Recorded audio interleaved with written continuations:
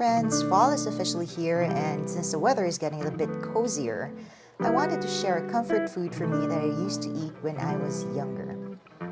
It's called champorado. Champorado is a sticky rice and chocolate porridge commonly served for breakfast, but it's also often served for merienda or afternoon snacks. I remember eating this every afternoon at home as a kid or in a disposable paper cup during recess at school. I thought it was going to be difficult to make this dish because back then it was made in huge batches when I was a kid, but I was sorely mistaken. It's super easy, especially if you're only making a batch that will serve 2 to 4 people. You can find ingredients in any Asian store or even in the bigger groceries that sell international ingredients. If you're in the US, you can also find them on Amazon. I've added my affiliate links below if you want a quick access to the ingredients. And of course, just a heads up, if you use the affiliate links below, I might earn a small percentage, so thanks in advance for the support. Alright, let's get on to our champorado recipe.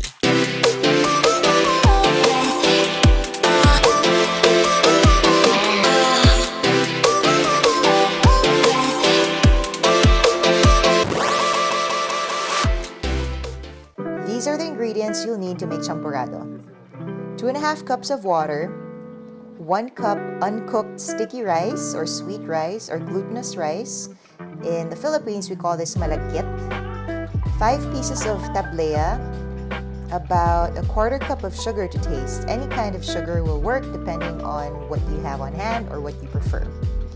For this recipe, our tablea is already sweetened, so we might not use all the sugar for this batch. This particular one has melted together, so we'll just use the entire pack for this batch. Some notes on the rice that you'll need.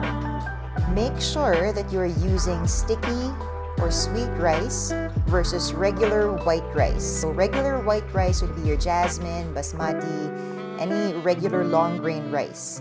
So you have to have glutinous rice, sticky rice, or sweet rice. I won't go into the details, but the main difference between glutinous rice and regular white rice is the starch content. So you end up cooking them differently. You'll also see a difference in the way the grains look. Glutinous white rice looks shorter compared to regular long grain rice, and the main way I look at the difference is the color and the shape of the grain. Regular rice is more transparent, while glutinous rice is more opaque, and I guess the best way for me to describe each grain is the grains are a little fatter than regular rice. Alright, let's get started with boiling water. Now while that water is boiling, let's work on our tablea. It's best to chop them up into smaller chunks so they dissolve in the boiling water faster. So while we're doing this, what is tablea? So tablea is basically chocolate or cocoa that's roasted and formed into balls or little tablets. This gives you a good-sized serving for hot chocolate. Some provinces in the Philippines add sweeteners like muscovado sugar or honey to their tablea. When I grew up, my dad used to bring home a ton of tablea from Bohol. Those didn't have any sweeteners and were, I guess, oilier softer than the ones with sugar, at least based on my observation. The ones I'm using for this recipe are from Bacolod, since I had just come back from a trip there in June. So these already have sugar.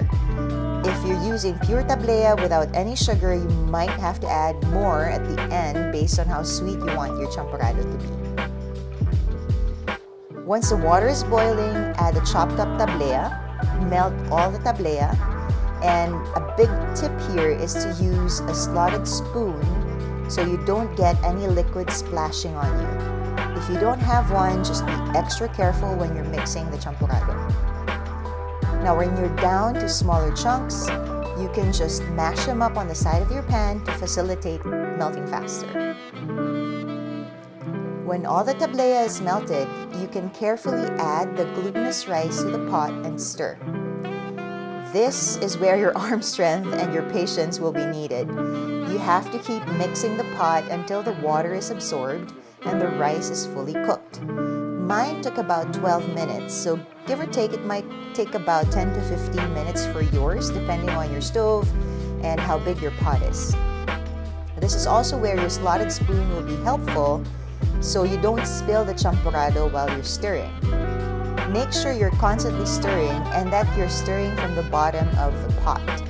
The reason you're stirring is to make sure that the rice doesn't stick to the pot. So let's go back to the tablea. What if you don't have any? Can you still make champorado? Well, I haven't tried making one using powdered cocoa, but I imagine it might work. However, to get a more authentic tablea taste in your champorado, I suggest playing around with adding some oil to your mix. See, when tablea is made, it's basically just roasted cocoa ground up and shaped, so it still has cocoa butter in it. Whereas cocoa powder, while it's made in a similar fashion, wouldn't have the cocoa butter in it, so your champorado will taste different. And it's going to be drier, a little drier than a regular champorado. I might try making champorado in the future, which is cocoa powder, but I don't know, we'll see. Comment below if you want me to do it. Okay, so now we have the liquid absorbed, the rice is cooked, we can add our sugar. So to make sure that your rice is cooked, check the consistency of the rice, feel free to taste it, see if it's cooked. It doesn't have a grainy taste to it, and it's very gooey and starchy. That's when you know it's cooked. So when we add our sugar, just mix it in, and as I've mentioned earlier, my tablea already has muscovado sugar in it, so I'll only add half of this for now. So that would make it about an 1/8 cup of sugar. Mix that into the champorado and taste. Keep doing this until you're satisfied with the sweetness, and when you're done, just turn the heat off and serve. Most folks enjoy this with condensed milk, but since I'm out of milk, I just ate this as is, and it was really good. I can't wait for you to try this. Have fun and enjoy your champorado.